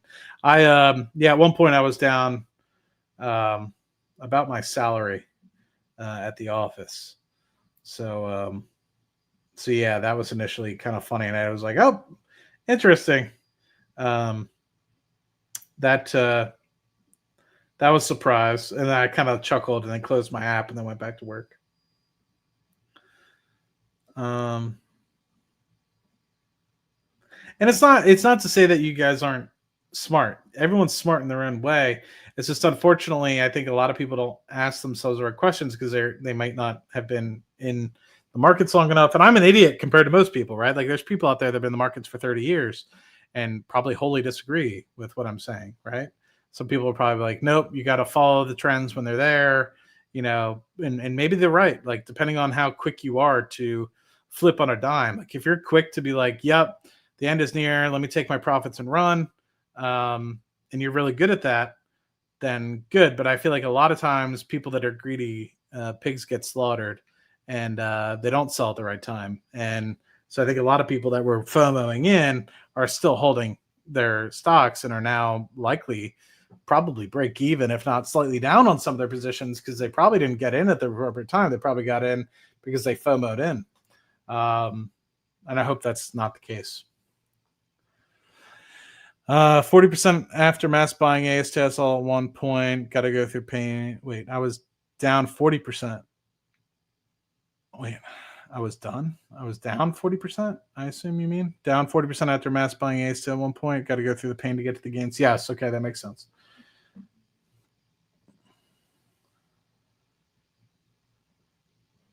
Yes. I don't hold the number one shareholder accountable.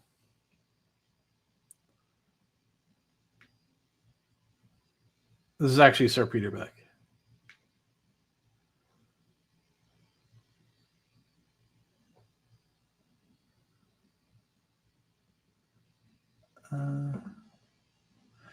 Did you ever initiate a position in Aduro Clean Tech? I've done a lot of DD, been buying for a while. I never did. It was one of those things where I was waiting for a little bit more movement in the right direction, and honestly, I fell out of communication with them. No harm or foul, and I don't have any ill will against any of the people there. I just did some work for them, and I just never followed up with it. And I know that some of the people that I worked on it with are continuing to look at it. So yeah, wishing them well. I thought they had an interesting thought, but one of those things where it's like you need to. To me, it's one of those things where it's an interesting thought. In theory, they claim that it worked. Maybe it's actually generating some decent revenues now. If it is, congratulations, and maybe it's something I would actually look at again. But if it's still not in a place where it's generating decent revenues, I personally would stay away because they've had their time to be able to generate it at this point because they had a working model back then, quote unquote. And so if they still haven't really gotten much movement in the revenue space, then I would probably steer clear. But yeah, maybe I'll have to do a follow-up on that because I know some people were curious about that one, and I think it has some potential. It had some promise. I don't know where it's at now, but if anybody knows anything, I would follow Ryan from Independent Investor. He's definitely still working with the company and would know way more about it than I do. Been with you since your old goals of 1,000 shares of O. Fascinating to watch your evolution, learn a lot, and wish you had conviction you had.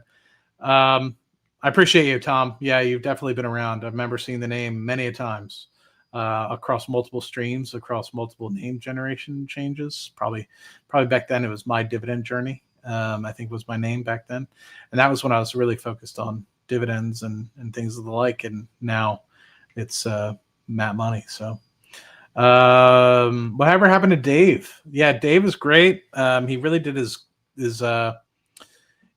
Appalachian Trail. No hate with Dave either. I would love to talk to him. I think we did like a stream when he moved back.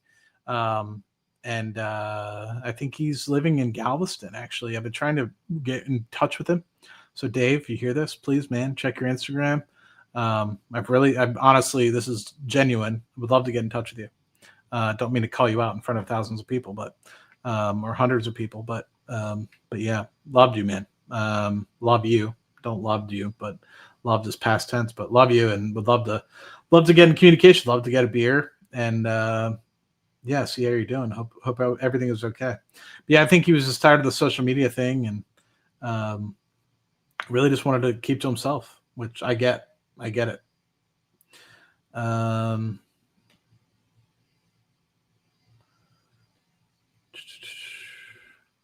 Yeah, and this is part of the reason why I don't do the ads anymore. I think I listened to Amit on this one. Like, I've done so well, and a lot of it's because of the opportunity to do well with the YouTube and everything like that. And after Miami, it was very evident to me. It's like, you know what? I'd rather make it so that somebody pays attention and not like clicks off because of the ads than hold ads. And so I'd rather just try my best to just give as much clean details, no advertisements as much as possible. Now, of course, you're watching this on replay.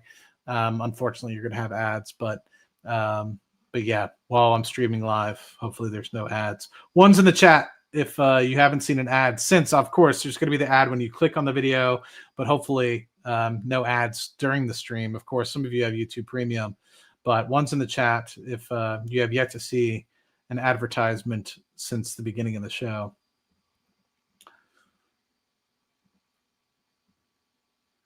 If Twitter has ads, I need to be getting paid because I don't get paid by Twitter.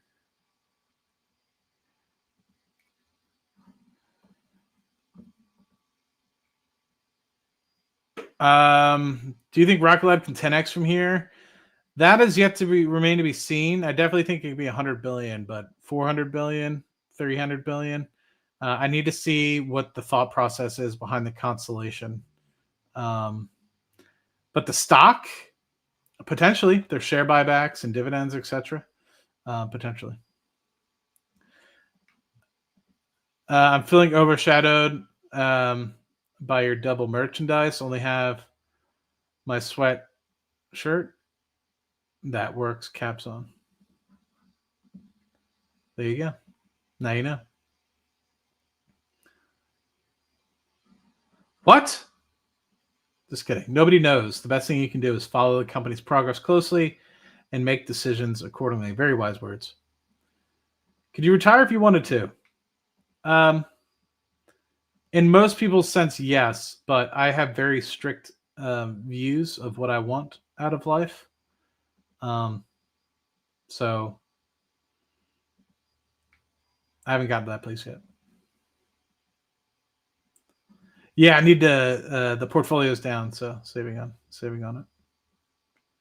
it. Second half of 27, I believe they're going to start kicking things off.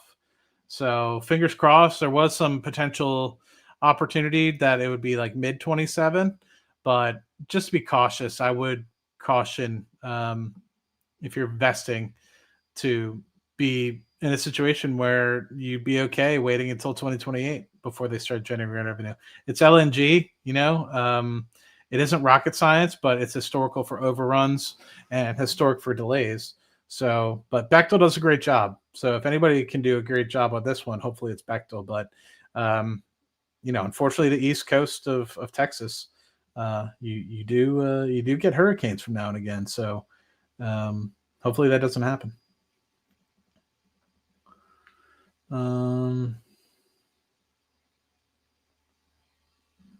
Dude, what a thought. You're Peter Beck. You can answer that yourself. Just kidding. Ray, when's your island? It's your birthday.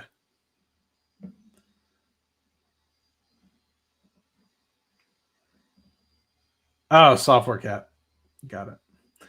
Can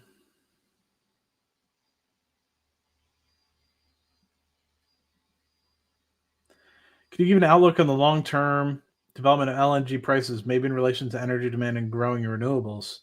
Love to listen to your insights. Well, this is a great question, but maybe let me answer a question the way that you may or may not know this.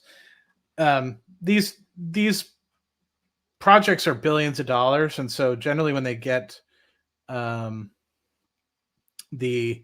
funding for them, they generally have to lock in contracts for quite some time. And so, for example, the next decade contracts, trains 1 through 5, are sold already in terms of the majority of the volume. So 92% of trains 1 through 3, the volume is actually already sold pretty much at a $2.50 per MMBTU.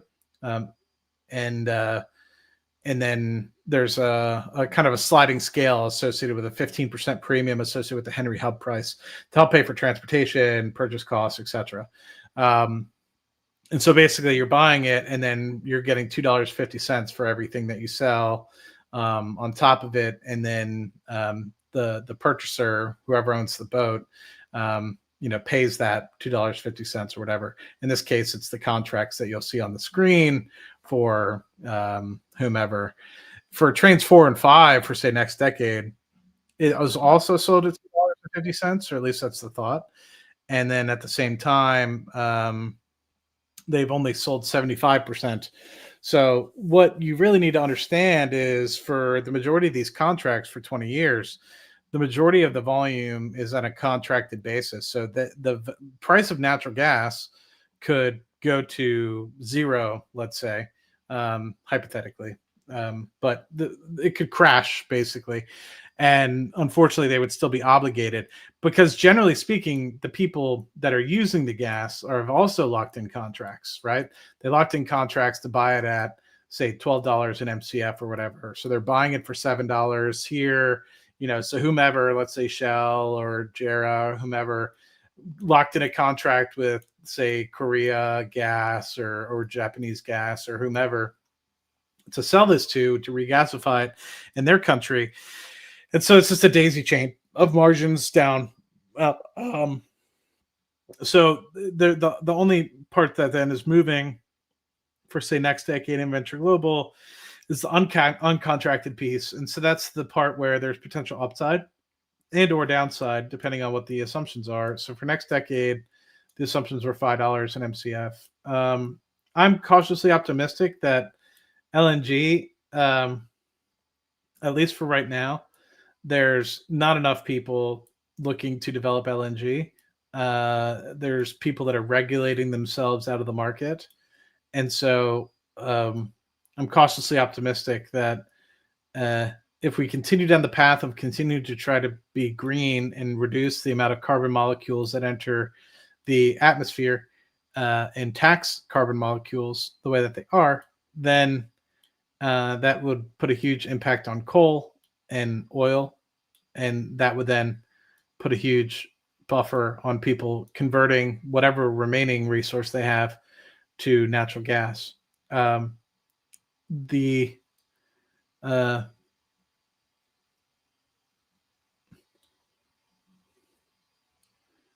nice thing about LNG is that it is relatively cheap. And I think for now, at least, I don't think it's oversupplied. And I think the regulatory environment is difficult enough where, at least for now, it's in a decent balance. So I'll stop there, but hopefully that gives you an idea. Like, the majority of the contracts have already been sold, and so the revenue actually won't fluctuate too much. But yeah. But anyway, I'm gonna hop over to Steve's stream. Yeah, it's all going to zero. More of the story. But I'm gonna hop over to Steve's stream. I was supposed to start with him at 9:30 his time, 8:30 my time. In the meantime, I'm gonna order something small to eat. I did have Chipotle, but I'm getting quite hungry. That was at 2:00. So I'm getting quite hungry. And so appreciate everybody. If you guys could do me a favor, appreciate the 150 of you guys being here, especially with competing streams. That means a lot to me. If you guys really could, please follow my Twitch, especially if you like and enjoy watching on Twitch, preferably. I'm just trying to grow the presence over there in case I for some reason get banned off of YouTube. It doesn't happen often for many, but it does happen. And so, but yes, please, appreciate you saying that, Michelle. The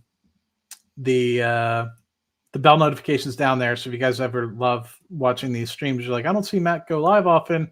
I go live every weekend for Rocket Lab Weekly.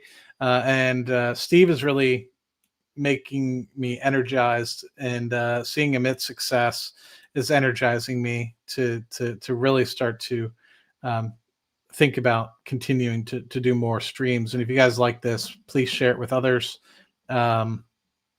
And let me know in the comments section after the video if you really like this and you would watch if I did a little bit more streams.